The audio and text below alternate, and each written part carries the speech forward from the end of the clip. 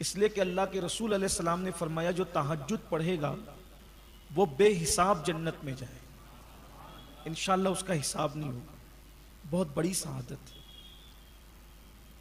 تو ہم نہیں سال بھر پڑھ پاتے ہیں اولیاء اللہ کی طرح، تو کم از کم مہینہ بھر تو پڑھ لیں. اور 2 رکعت کے لیے کتنا 2 منٹ لگتا ہے، 2 سے 3 منٹ لگتا ہے. پھر اس کے بعد کچھ گڑ گڑا لیجئے، دعا کر لیجئے، کیونکہ وہ وقت خصوصی دعاؤں کی قبولیت کا وقت، جو مانگتے ہیں ملتا ہے.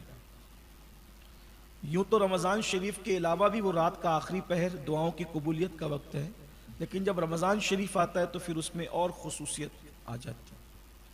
ایک یہ چیز. دوسری یہ چیز، کوشش کیجئے کہ رمضان شریف میں کم سونے کی کوشش کی. ہم لوگوں کے لیے سیزن رہتا ہے سونے کا. اگر فجر میں آپ سوتے ہیں تو آپ ظہر میں اٹھ جائیے.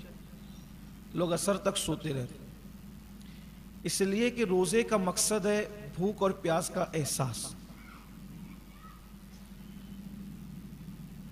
اب آپ کو بھوک ہی نہیں، آپ سحری کر کے پیٹ بھر کے سو رہے اور پھر اس کے بعد افطار سے پہلے اٹھے، پھر ادھر بیٹھے ادھر بیٹھے، اس سے پوچھے کچھ گیم کھیل لیا، کچھ واٹس ایپ چیک کر لیا، کچھ فیس بک دیکھ لیا، ہو گئی مغرب. آپ بتائیں یہ کیا روزہ؟ ابھی میں نے مغرب میں لوگوں سے یہی کہا کہ جو روزہ آپ کو مسجد تک نہ لا سکے گا وہ روزہ آپ کو جنت میں کیا لے جائے گا. وہ تھوڑا سا روزہ اب تک آپ نے اپنی مرضی سے رکھا ہے، ذرا اللہ رسول کی مرضی والا روزہ بھی ایک مرتبہ رکھ کے دیکھ لیں تو اس کی برکت آپ زندگی بھر محسوس کریں. اور آپ سے یہ بھی گزارش ہے کہ سب لوگ اس تصور سے اس رمضان شریف کو گزاریں کہ شاید یہ ہماری زندگی کا آخری ماہ رمضان ہے. اللہ آپ سب کو ہم کو بار بار نصیب کرے. لیکن اس تصور میں جاتا کیا ہے؟ ویسے بھی بزرگان دین کہتے ہیں کہ ہم جو نماز پڑھتے تھے سمجھتے تھے کہ یہ ہماری زندگی کی آخری نماز. تو جس نماز کو آپ آخری نماز سمجھ کر پڑھیں گے تو اس کی لذت ہی کچھ اور رہے.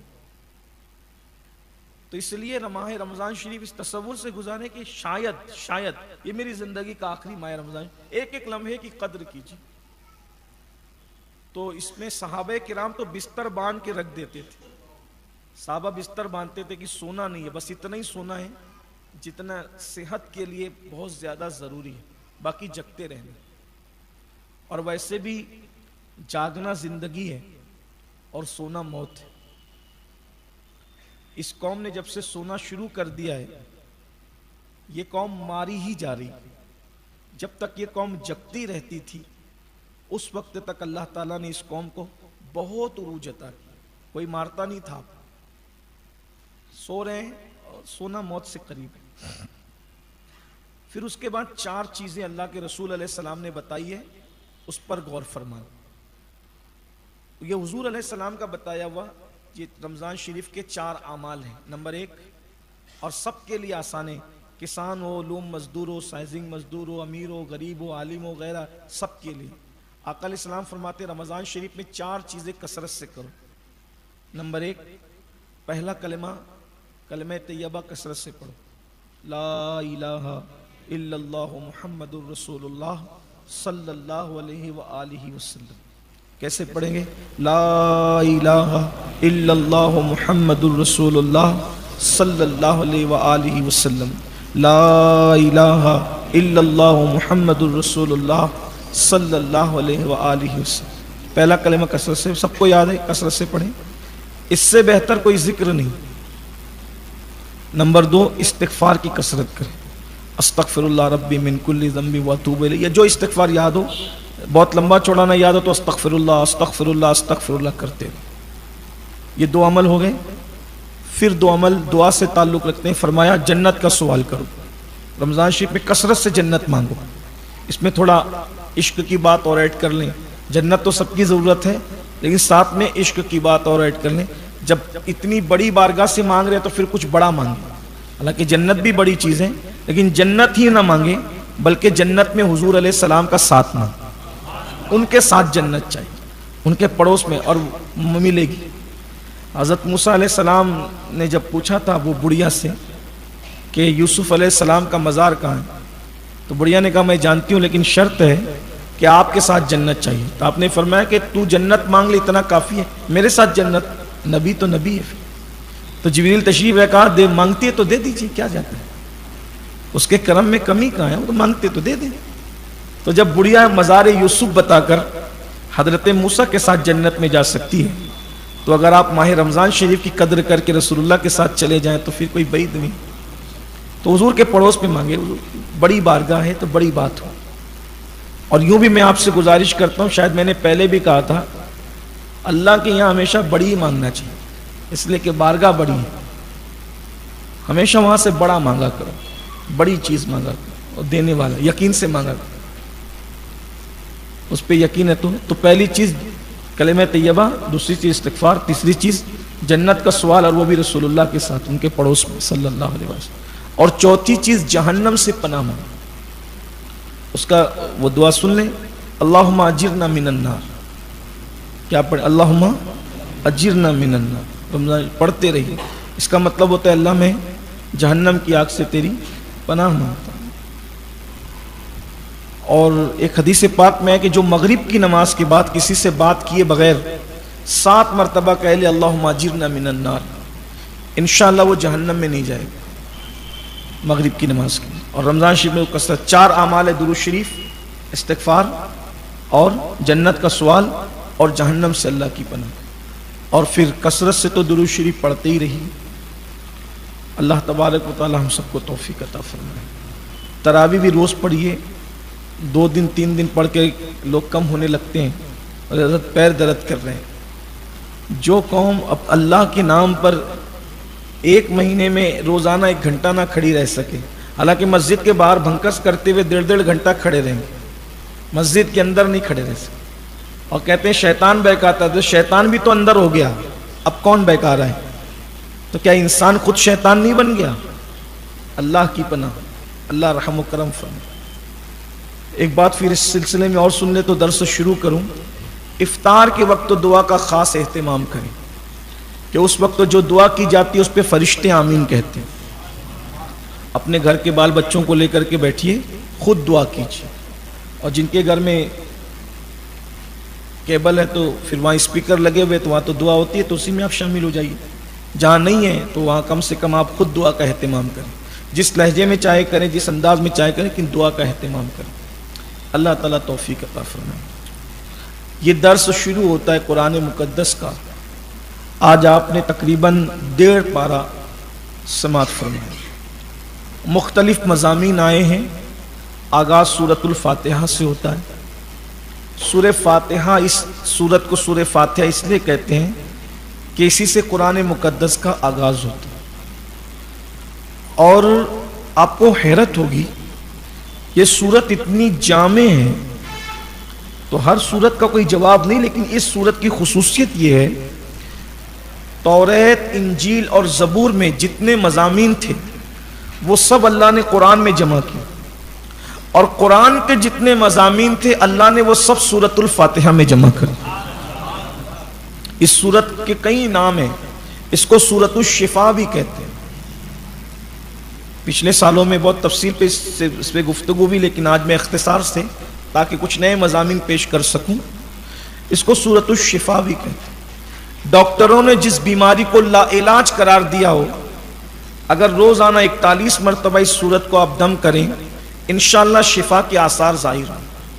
اس کے پڑھنے کا طریقہ یہ ہے کہ بسم اللہ کی میم کو الحم کی لام میں ملائیں، بسم اللہ الرحمن الرحیم الحمدللہ رب العالمین، پھر اس کے بعد الرحمن الرحیم الرحمن الرحیم الرحمن الرحیم، اس کی تکرار کریں، اور پھر پوری سورت ویسی پڑھے جیسے پڑھتے ہیں۔ جب غیر المغضوب علیہم ولا الضالین پر پہنچے تو پھر 3 مرتبہ پڑھیں آمین آمین آمین، ایسے 41 بار پڑھیں، مریض پہ دم کریں، اسی کو پانی پہ دم کر دیں اور پلاتے رہیں دن بھر، انشاءاللہ اللہ کی کرم سے شفا کے آثار نظر آئیں۔ یہ صرف میں کتاب سے پڑھ کے نہیں کہہ رہا ہوں، یہ میرا خود کا اپنا تجربہ۔ کووڈ کے موقع پر بہت لوگوں نے مایوسی کا اظہار کیا، لیکن الحمدللہ جس کو دیا اس میں سے میں سمجھتا ہوں کہ تقریباً 90% لوگوں کو اللہ تعالیٰ نے جو ہے وہ شفا عطا فرمائی۔ آپ بھی اگر زندگی لکھی ہے تو آثار ظاہر۔ اس کو سورۃ الدعا بھی کہتے ہیں. یہ سورہ دعا بھی ہے. یعنی جب کبھی بہت شارٹ ٹائم میں اللہ سے کچھ بہت ڈھیر سارا مانگنا ہو. آج کل تو لوگوں کے پاس ٹائم ہی کم ہے نا. ٹائم آج کم ہے لوگوں کے پاس. علاج 1450 سال پہلے ہے. بہت شارٹ ٹائم میں بہت زیادہ کچھ مانگنا ہے تو سورہ فاتحہ پڑھ لو دعا کی نیت سے. جو مانگو گے وہ بھی ملے گا, جو مانگنے سے رہ گیا وہ بھی ملے گا. اس لیے ہمارے یہاں بزرگ اہل سنت میں بزرگوں کی عادت ہے جب وہ دعا اینڈ کرتے ہیں سب کچھ مانگ کے تو کہتے ہیں الفاتحہ. یہ الفاتحہ کیوں کہتے ہیں؟ اس وقت تو سورہ فاتحہ پڑھنی ہوتی ہے آپ کو. اس وقت تو بھی لوگ اپنی اپنی شروع پڑھ جاتے ہیں. اللہ یہ دے دے وہ دے دے, تو سورہ فاتحہ پڑھو, وقت تو بچے تو پھر کچھ مانگو. الفاتحہ کے وقت اور پھر سورہ فاتحہ اس طرح پڑھا کرو جیسے ابھی بتایا گیا, بسم اللہ الرحمن الرحیم الحمد, اس طرح سے الرحمن. اس کو محبوب الہی سرکار فرماتے ہیں جو دل میں تمنا اللہ ہر تمنا پوری فرماتے. اس کو سبا مثانی بھی کہتے ہیں. اس میں اصل میں چونکہ 7 آیتیں ہیں اور یہ سورت 2 مرتبہ نازل ہوئی, پوری نازل. اس سورت کی خاصیت یہ کہ یہ مکی بھی ہے اور مدنی بھی, یعنی یہ ہجرت سے پہلے بھی نازل ہوئی ہے اور ہجرت کے بعد بھی. کیونکہ جو سورت مکی ہے وہ مدنی نہیں, جو مدنی ہے وہ مکی نہیں. لیکن اس سورت کی خصوصیت ہے یہ مکی بھی اور مدنی بھی. سبحان اللہ, بڑی برکتیں ہیں اس کی. اس کے مضامین یہ ہے کہ اللہ تبارک و تعالیٰ نے اس کا آغاز اپنی حمد سے فرمایا. اگر کسی نے الحمدللہ کہہ دیا, ایک بار کسی نے الحمدللہ کا مطلب اس نے اللہ کی خوبیاں بیان کی. اللہ تبارک و تعالیٰ کو اپنی خوبی کے حوالے سے الحمدللہ سے بڑھ کر کوئی اور کلمہ پسند ہی نہیں. سب سے زیادہ یہی پسند ہے, الحمدللہ. اور جس کی زندگی کے اندر الحمدللہ کہنا جو سیکھ جائے وہ زندگی کے مسائل سے ہمیشہ نکلتا ہی چلا جائے. آج کل ہم سے لوگ پوچھتے ہیں کہ کیسے ہو, تو کچھ کہتے ہیں میں بیمار چلوں. ٹھیک ہے, ڈاکٹر کو بتائیے بیمار ہو تو, پبلک کو بتانے میں کیا ہے. تو کچھ لوگ کہتے ہیں حضرت مندی بہت ہے, پریشانی بہت ہے. بھائیو کس کو سنا رہے ہو؟ جو سن کے بعد میں تمہارا مذاق اڑانا ہے, وہ اس نے جا کر کے تم پہ فکرے کسنا ہے, نہیں کہیے. اپنے مسائل یا تو طبیب کو سنائے یا تو حبیب کو سنائے. ہر ایک کو مسائل نہ سنا, ہر جگہ مسائل سنانے کی نہیں ہوتی. جو پوچھے بولو الحمدللہ. اور اس کی برکت ہے جب بندہ تکلیف اور پریشانی میں بھی کہتا ہے نا الحمدللہ, تو اللہ کہتا ہے میں نے مشکل میں ڈال رکھا ہے پھر بھی میرا شکر ادا کر, اب میں اس سے تکلیفیں دور کر دوں. پھر اس میں اللہ رب العزت نے اپنی شان بیان کی کہ وہ رحمان بھی اور رحیم بھی. رحمان کا مطلب ہوتا ہے بہت مہربان, اس سے بڑھ کر کوئی مہربان ہے ہی نہیں. اسی لیے کسی کو بھی اللہ کے علاوہ رحمان نہیں کہہ سکتے. رحمان صرف اللہ ہے اور وہ بہت مہربان. کتنا مہربان ہے اس کا اندازہ کر لیں. جب اس کی مہربانیاں آتی ہے تو پھر دل مچلنے لگتا ہے. اتنا بڑا مہربان ہے کہ اس کی رحمت کے 100 جز, اس میں سے ایک جز کا اظہار اس نے دنیا میں کیا, ایک جز کا اظہار, اور 99 قیامت کے لیے بچا کے رکھا. ہائے ہائے ہائے. ایک جز کا حال یہ ہے کہ یہاں نرم گدے ہیں, کاریں ہیں, بائک ہیں, موبائل ہیں, قیمتی کپڑے ہیں, پھر اس میں ماں کی محبت, باپ کی محبت, دوستوں کی محبت. جب ایک جز کے اظہار میں ایسے وارے نیارے ہیں تو جب قیامت میں 99 کا اظہار کرے گا تو اس وقت تو کیا مزہ ہے. صرف کوئی مومن رہے, ایمان پر رہے, بس ایمان بچا کر لے جائے, پھر انشاءاللہ کیسے مزے. تو اس سے بڑھ کر کوئی مہربان نہیں, سب سے زیادہ مہربان. لیکن ہمارا حال یہ ہے سب سے جڑے ہیں اس رحمان سے نہیں جڑتے. سب سے توقعات لگاتے ہیں, رحمان سے توقعات نہیں لگاتے. سب پہ بھروسہ کرتے ہیں, رحمان پہ نہیں. اس زندگی میں یہ بات ہمیشہ یاد رکھنا, تعلق سب سے رکھو, رشتے سب سے رکھو, پیار سب سے کرو, لیکن بھروسہ صرف اللہ پہ, بس اللہ کے سوا کسی پہ بھروسہ نہیں. میں شاید ان دنوں تک رہ نہ سکوں تو اس لیے وہ مضمون آج بیان کر دیتا ہوں یوسف علیہ السلام کو ان کے 10 بھائی مل کر کے پیروں سے مار رہے ہیں. سورہ یوسف کی جب تفسیر بیان ہوئی کئی مرتبہ تو اس میں واقعہ آپ نے سنا ہوگا. جو پرانے لوگ ہیں درس میں، چونکہ پرانے تو رہتے ہی ہیں لیکن پھر کچھ نئے بھی بڑھتے ہیں. بھروسہ صرف اللہ پہ، اس کا وہ دیکھ لیں آپ، اس کا مزہ دیکھ لیں، اس کا لطف لے لیں. یوسف علیہ السلام کے 11 بھائی تھے، وہ ملا کے 12 تھے. تو بنیامین تو گھر تھے اور یہ 10 بھائی لے کر چلے تھے. 10 سوتیلے بھائی تھے، ان کو گرا دیا. وہ پورا واقعہ بیک گراؤنڈ آپ سب جانتے ہیں، شاید سنا تو ہوگا کہ یوسف علیہ السلام کو لے کر کے گئے، یہ کہہ کر کے ابا امی نے سیر کرانے لے جا رہے ہیں، کھلانے لے جا رہے ہیں، کندھے پہ بٹھا کے لے کر کے. یعقوب علیہ السلام نے روٹی باندھ کر دی، پانی دیا تو روٹی کتے کے آگے ڈال دی، پانی پھینک دیا. اور پیر ہی پیر سے لاتوں لات سے معاذ اللہ یوسف صدیق کو مارنے لگے. تو جب وہ مار رہے تھے تو یوسف علیہ السلام ہنس رہے، رونے کی بجائے انہیں ہنسی آ گئی.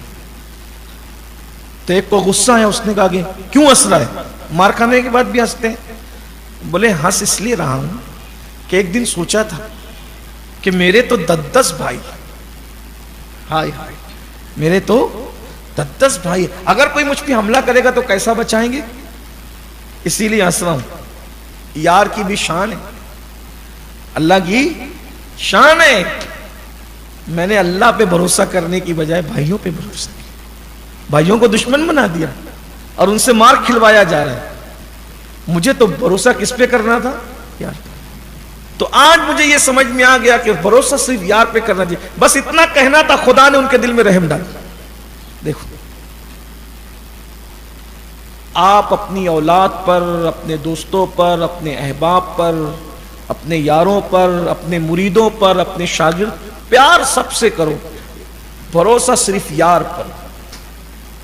اس کی وجہ ہے بھائی ہر بندہ تو ہر جگہ کام آ ہی نہیں سکتا نا. ہر جگہ کون کام آ سکتا؟ وہی کام آ سکتا. اس لیے کہ قبر تک کس کی رسائی؟ کوئی آ سکتا ہے، اسی کی رحمت ہے، اسی کی مدد ہے. وہ بہت مہربان. اور یاد رکھو اس سے پیار کرو کیونکہ وہ بہت مہربان ہے. اس کی مہربانیوں کا اندازہ کرو بھائیو. اگر بیٹا راستے سے ہٹ جائے تو ماں باپ کہتے ہیں میرے گھر سے نکل جائے، اپنا دیکھتی کر لے، ادھر چلے جاؤ، ادھر نکالتے. بے شمار ماں باپ اولاد کو گھر سے نکالتے ہیں، لیکن وہ کتنا مہربان ہے. بندہ زنا کر رہا ہے، شراب پی رہا ہے، جوا کھیل رہا ہے، کیا کیا نہیں کر رہا ہے، ابھی تک اس نے روزی بند کی کس کی؟ سب کو دے رہا ہے. اس کی مہربانی ہے.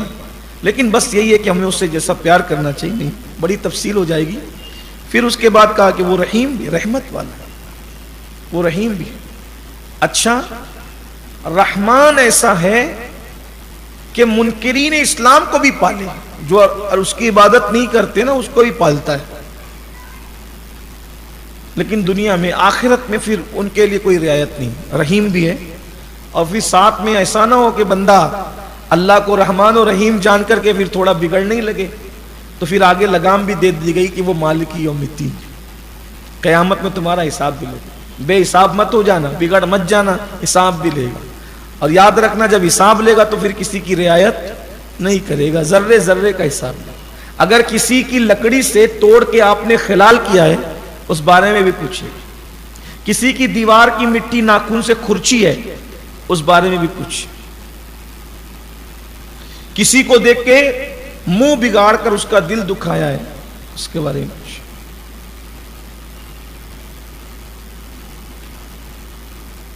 کسی کے بدن کے بارے میں کہا کہ اس کے بدن سے تو بدبو آتی ہے اس بارے میں پوچھے. حتیٰ کہ کسی کو گالی بھی دی ہے، پسو اور مچھر اور مکھی کو بھی گالی دی ہے اس بارے میں بھی پوچھے. آپ دیکھیں کتنا خوبصورت ہے ہمارا اور آپ کا مذہب. اس میں مکھی مچھر اور پسو کو بھی گالی دینے کی اجازت نہیں. جس مذہب میں مکھی مچھر اور پسو کو گالی دینے کی اجازت نہیں ہے اس مذہب کے ماننے والے اپنے بچوں کو ماں بہن کی گالی دیں. غور فرمائیں کس دین پر، کس مذہب پر. اپنی بیویوں کو ماں بہن کی گالی دیں. غور فرمائیں کدھر پسو اور کدھر شریک حیات. غور تو کریں. کچھ نادان تو ماں باپ کو بھی گالی دیں. لا الہ الا اللہ.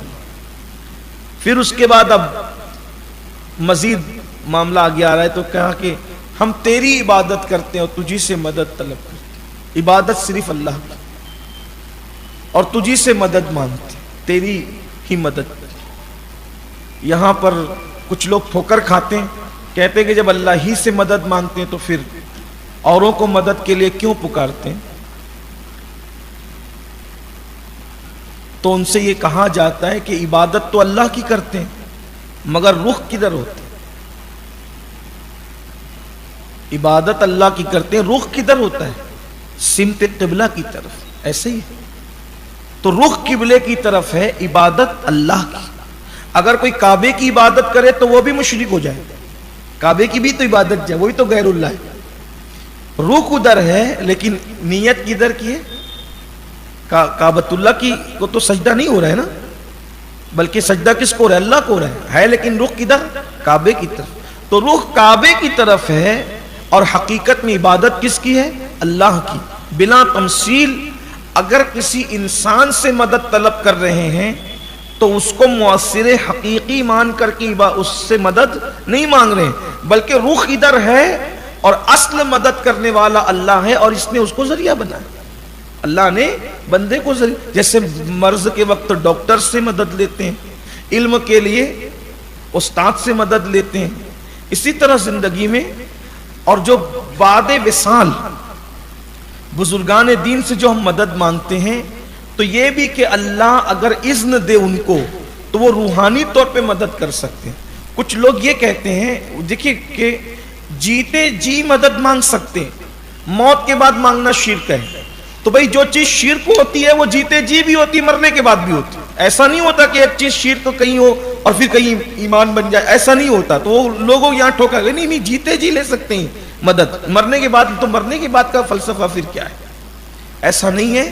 جیتے جی بھی جس سے مدد لی جاتی یہ سوچ کے کہ حقیقی مددگار اللہ ہے اور اللہ نے اس کو ذریعہ بنایا. جیسے پالنے والا کون ہے؟ اللہ ہے. لیکن پالنے والا کس کو کہا جاتا ہے زمین پر؟ ماں باپ کو، کہ ماں باپ بھی پالتے ہیں اولاد کو.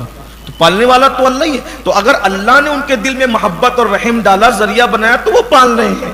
اگر اللہ تعالیٰ ان کے دل سے رحم اور محبت اور پیار نکال لیتا تو بہت سارے تو ایسے ہیں کہ جن کو اللہ نے آزمائش میں مبتلا کیا، پیدا ہوتے ہی کوئی چھوڑ کر دواخانے میں بھاگ گئے، پیدا ہوتے کوئی قبرستان میں پھینک کے بھاگ گئے، کوئی کچرے کی کنڈی میں پھینک کے بھاگ. ایسا بھی تو ہے. تو حقیقی مدد اللہ کی ہے، بندے ذریعہ بنتے ہیں، پھر چاہے وہ جسمانی طور پہ ذریعہ بنے چاہے روحانی طور پہ ذریعہ بنے.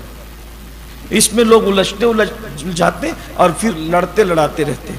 حالانکہ لوگوں کو سواد اعظم کی طرف اور 1400 سالہ ذخیرے کی طرف نظر رکھنا چاہیے کہ مدد طلب، اور صحابہ نے کی مدد طلب. بلکہ حدیث میں بھی آیا ہے کہ جب تم راستہ بھول جاؤ اور تمہیں جنگل میں کوئی راستہ دکھانے والا نہ رہے تو یوں کہو آئینونی یا عباد اللہ، آئینونی یا عباد اللہ، اے اللہ کے بندوں میری مدد کرو. تو اللہ نے کچھ ایسے بندے مقرر کر رکھے جہاں کوئی مددگار نہیں ہوتا جنگل کے اندر. اگر آپ کہیں آئینونی یا عباد اللہ تو اللہ کے بندے وہاں مدد کے لیے پہنچے. بلکہ ہم نے اپنے بزرگوں سے سنا ہے اور بہت مستند علماء اور بزرگوں سے سنا ہے. خود اجمیر معلیٰ میں ایسا ہے کہ اجمیر شریف میں اگر کوئی گم ہو جائے تو ہمارے بزرگوں نے فرمایا کہ سرکار غریب نواز کے خلیفہ اور مرید ہیں حضرت عبداللہ بیابانی، تو وہ اس کو منزل کی طرف پہنچا دیتے. یہ عبداللہ بیابانی وہی ہے جن کا دوسرا نام جے پال جوگی تھا. وہ ایمان لائے سرکار کے ہاتھ پر اور بزرگوں نے فرمایا کہ سرکار سے انہوں نے کہا کہ مجھے طویل حیات چاہیے، تو آپ کی دعا سے اللہ نے ان کو لمبی حیات عطا فرمائی. بہت سے واقعات ہیں ایسے. تو اللہ کے بندوں کو اللہ نے مدد کے لیے مقرر کیا. اب پھر آگے یہاں سے دعا سکھائی جا رہی ہے کہ دعا کیسے کرو. دعا کا طریقہ سکھایا جا رہا ہے کہ اللہ ہمیں سیدھے راستے پر قائم رکھ، سیدھے راستے پر چلا. اب سیدھے راستے پہ چلنے کی بات آئی تو پھر مسئلہ درپیش یہ ہوتا ہے انسان کے لیے کہ بھئی سیدھا راستہ کس کا، کون سا راستہ سیدھا ہو سکتا ہے.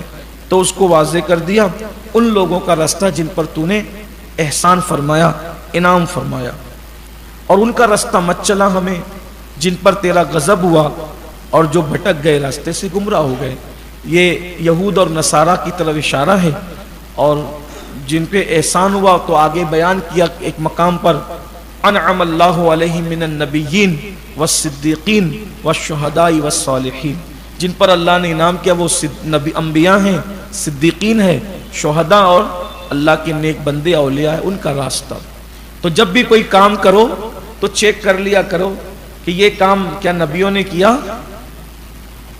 کیا صدیقوں نے کیا، کیا شہیدوں نے کیا، کیا ولیوں نے کیا۔ اگر وہ کام ان لوگوں نے نہیں کیا اور آپ اس راستے پہ جا رہے ہیں تو سمجھ لو کہ آپ اچھا راستہ نہیں جا رہے۔ یہ سورت سب سے زیادہ پڑھی جاتی ہے دنیا میں، سورۃ الفاتحہ۔ اگر آپ فرض بھی پڑھتے ہیں، نفل بھی پڑھتے ہیں، سنتیں بھی پڑھتے ہیں، تو ایک دن میں مسلمان اس سورہ مبارکہ کو کم سے کم 40 بار پڑھتا ہے، ہر رکعت میں پڑھی جاتی ہے، اس سے زیادہ کوئی سورت نہیں پڑھی جاتی۔ اگر ہم سنتیں موقعہ، غیر موقعہ، نفل، فرض سب ملا کر کے پڑھیں تو روزانہ ہم 40 بار سورہ فاتحہ پڑھنے والے ہو جائیں، اور جب 40 بار روزانہ پڑھو تو اتنا اثر پیدا ہو جائے کہ جس کو سورہ فاتحہ پڑھ کے دم کر کے دے دو اس کو شفا ملے۔ پہلے ہوتا تھا ایسے، جب ہم لوگ شارٹ کٹ نہیں کرتے تھے، چند رکعتوں پہ اکتفا نہیں کرتے تھے، تو مسجد کے دروازے پہ مسلم غیر مسلم سب کھڑے رہتے، مغرب بعد بچوں کو لے کے۔ غیر مسلم کو بھی اتنا اعتماد تھا کہ نمازی نکل کے دم کرے گا تو میرا بچہ شفا یاب، اور ہو جاتے تھے لوگ۔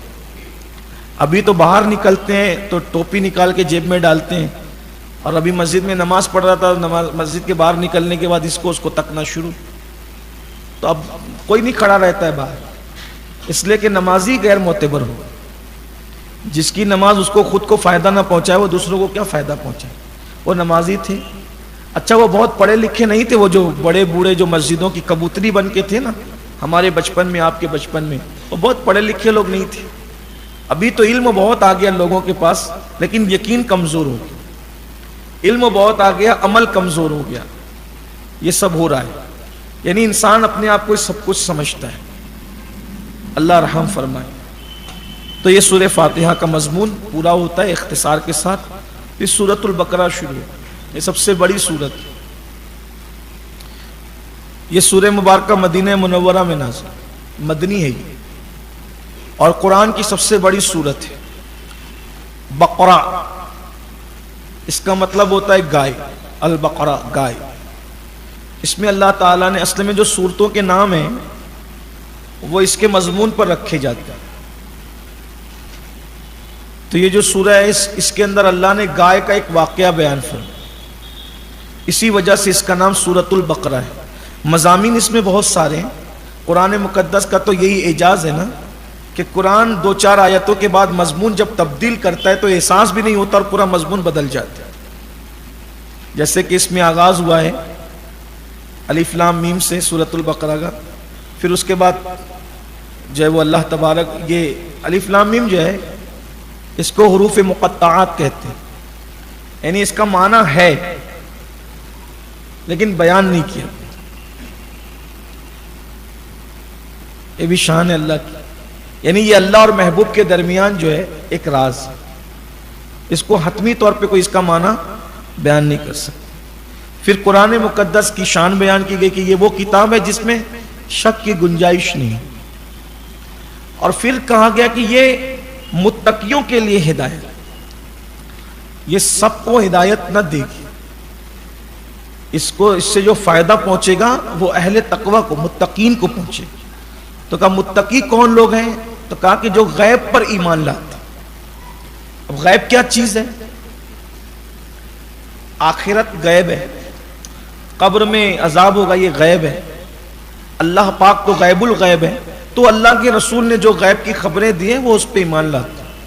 اور یاد رکھنا آج کل یہ بہت خاص بات آپ سے کہہ دوں، غیب کے معاملے کو لے کے مسلمانوں کا عقیدہ بہت کمزور ہو رہا ہے۔ جیسے ان کو اپنی نگاہوں پر یقین، اللہ کے رسول کے فرمان کے معاملے میں وہ ڈاماڈول ہو رہے۔ مثلا ہم لوگ قبرستان میں قبر کھودتے ہیں، کتنی رہتی ہے؟ وہ 2 گز رہتی ہے، لیکن وہ دیکھنے کو 2 گز ہے، مگر غیب داں نے یہ بتایا، اللہ کے رسول علیہ السلام نے بتایا کہ مومن کی قبر تا حد نگاہ جہاں تک نظر جاتی ہے کشادہ ہوتی ہے. پھر اس میں باغ لگ جاتے ہیں، یعنی کوئی وقت نہیں لگتا باغ، اس میں باغ ہو، کھیتی ہے، ہریالی ہے، اور ٹھنڈی ٹھنڈی جنت کی ہوائیں چلتی ہے، اور پھر مومن اس میں سیر کرتا ہے. لوگ سمجھ رہے کہ کتنی چھوٹی سی قبر ہے، وہ چھوٹی سی نہیں ہے، وہ تا حد نگاہ جنت کی کیاریوں میں سے کیاری، جنت کے باغوں میں سے ایک باغ. تو اس معاملے میں لوگوں کو بہت تردد ہے جلدی. اچھا آپ دیکھتے ہوں گے کہ کچھ ہڈیاں ملتی ہے، کبھی کبھی کچھ بھی نہیں ملتا، بولے یہ تو ختم ہو گیا. کیا ہے؟ یاد رکھنا، قدرت جب آپ کا چہرہ آپ کی نگاہ سے چھپا سکتی ہے تو اگر قدرت قبر کو آپ سے چھپا لے تو کون سی بڑی بات. دنیا میں کون انسان ہے جس نے اپنا چہرہ بغیر کسی سبب کے دیکھا؟ اپنا چہرہ نظر آتا ہے، دیکھ لو. کوئی اپنے آپ کو دیکھ پا رہا ہے؟ بڑا گھمنڈ اپنی آنکھوں کی بینائی پر. انسان جب تو اپنا آپ نہیں دیکھ سکتا تو خدا کا راز کیا دے سکتا؟ غیب پر ایمان لاؤ اور یہ یقین رکھو کہ ہڈیاں ہو، پگھل گئی ہو، کچھ نظر نہیں آ رہا ہو، لیکن حضور نے جو کہا بس وہ ہے. ہماری نظروں سے پردہ ڈال دیا گیا.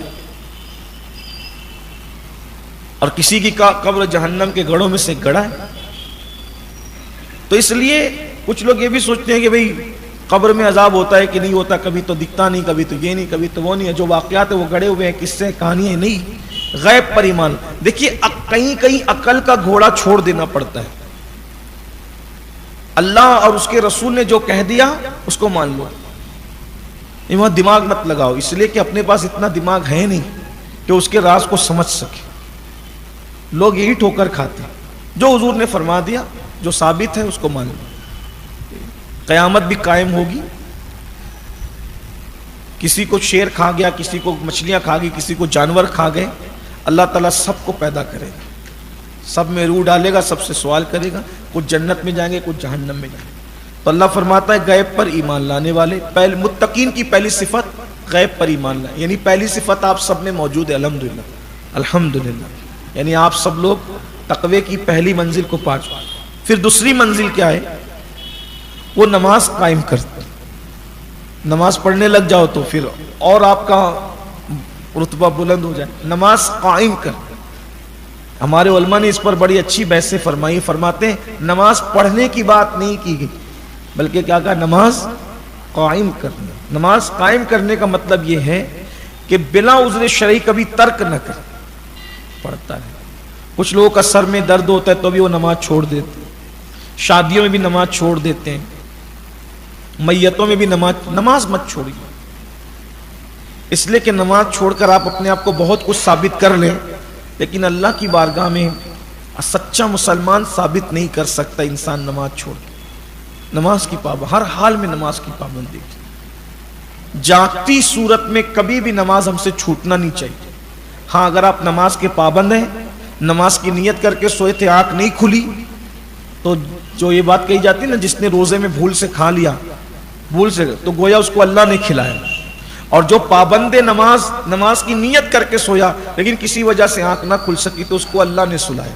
اب جیسی اس کی آنکھ کھلے وہ پہلے نماز پڑھ لیں تو انشاءاللہ امید کی جا سکتی ہے کہ قضا کا وبال اس کے سر پر نہیں ہے. لیکن جو پابند ہے اس کے لیے، ورنہ جو ہمیشہ چادر تان کے سونے کا ہی عادی ہو تو سوچے کہ اللہ نے سلایا، تو ایسا نہیں ہے. پھر فرمایا کہ جو اللہ کی دی ہوئی روزی سے اللہ کی راہ میں لٹاتے، خرچ کرتے، وہ لوگ بھی متقی. یعنی قرآن سے ہدایت کس کو ملے گی؟ غیب پر ایمان لانے والوں کو، نماز قائم کرنے والوں کو، اور اللہ کی راہ میں خرچ کرنے والوں. یہ تھوڑی سی مشکل منزل آتی ہے. کچھ لوگوں کو میں نماز پڑھتے بھی دیکھتا ہوں، غیب پر ایمان بھی لا چکے، اس کو ہی مانتے ہیں، لیکن اللہ کی راہ میں خرچ کرنے کی بات آتی ہے تو بڑے کنجوس ہو جاتے ہیں. بچوں کو بازار لے جائیں گے تو جیب بھی بھر کے لے جائیں گے، ساتھ میں ATM بھی لے کر جائیں گے، کریڈٹ کارڈ بھی ساتھ میں لے جائیں گے تاکہ جو دلا سکے دلا دیں.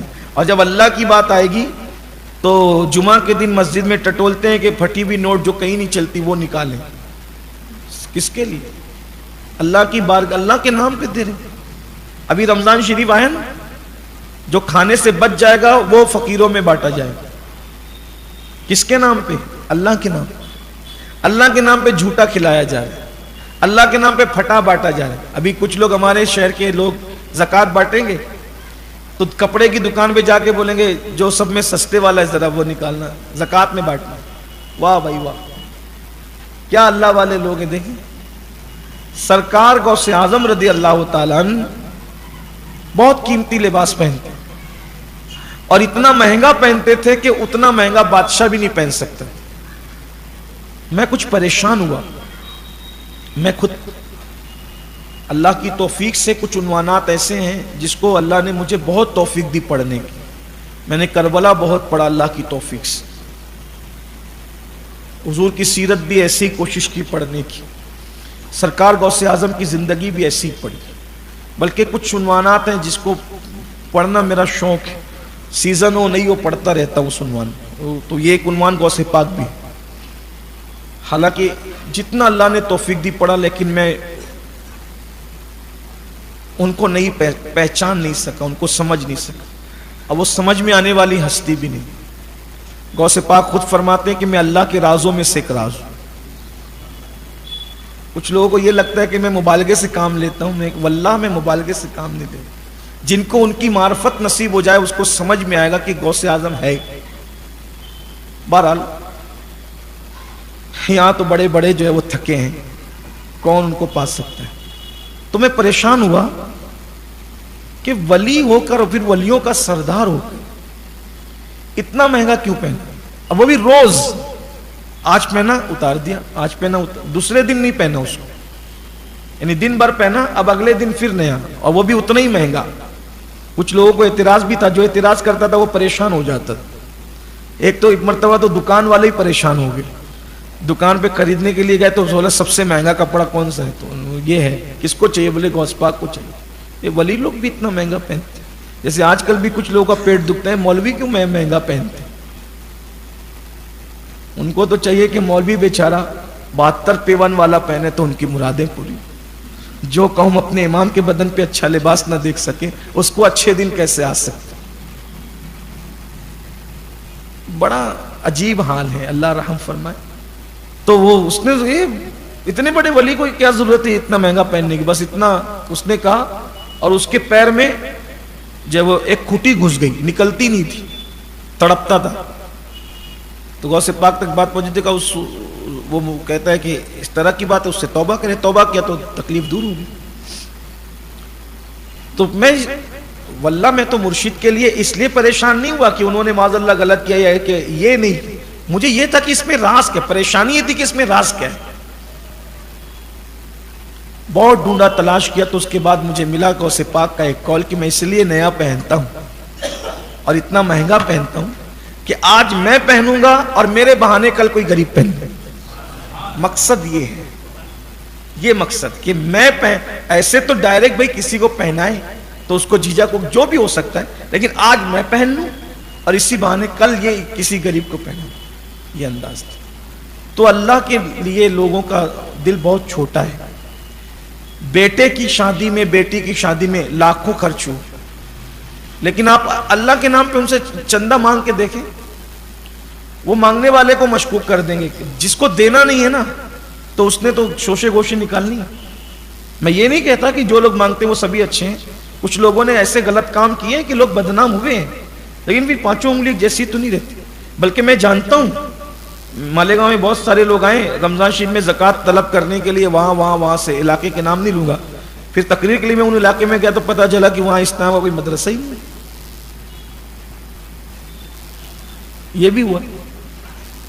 تو اللہ کے لیے دل چھوٹا مت کرو، اللہ کی راہ میں لٹاؤ. اور ایک بات ہمیشہ یہ بھی یاد رکھو، جو اللہ کی راہ میں ہاتھ کشادہ رکھتا ہے اس کو کبھی کمی نہیں. بانٹنے والا کبھی تنگ دست نہیں ہوتا، اللہ کی راہ میں دینے والا کبھی تنگ دست نہیں ہوتا. یہ جو بچا بچا کے رکھتے ہیں نا، تباہی ان کو ہی آتی ہے. ہمیشہ یاد رکھیے یہ بات بھی کہ جو لوگ لے کے بھاگتے ہیں نا، وہ بیوپاری لے کے بھاگ گیا، وہ لے کے بھاگ گیا، وہ لے کے بھاگ گیا، وہ لے کے بھاگ گیا. لے کے انہی کا بھاگا جاتا ہے جو اللہ کی راہ میں کنجوس ہوتے ہیں، جو اللہ کی راہ میں دل کھول کر دیتے ہیں، ان کا کوئی لے کر نہیں بھاگتا. تو متقیوں کی نشانی آ گئی. پھر اس کے بعد اب آخری باتیں سن لیں اس سلسلے میں. پھر فرمایا محبوب جو آپ پر ہم نے نازل کیا اس پہ بھی وہ ایمان لا، یعنی قرآن، اس پہ بھی ایمان لاتے ہیں. اور جو آپ سے پہلے نازل کیا اس پہ بھی ایمان لا. اب یہاں ایک خاص نقطہ سن لیں کیا کہا؟ جو آپ پہ نازل کیا اس پہ ایمان لاتے ہیں، اور جو آپ سے پہلے نازل ہوا اس پہ، یہ نہیں کہا جو آپ کے بعد نازل ہوگا اس پہ ایمان لاتے ہیں۔ کیا کہا؟ جو آپ سے پہلے نازل ہوا، اس کا مطلب آپ کے بعد اب کچھ نازل ہوگا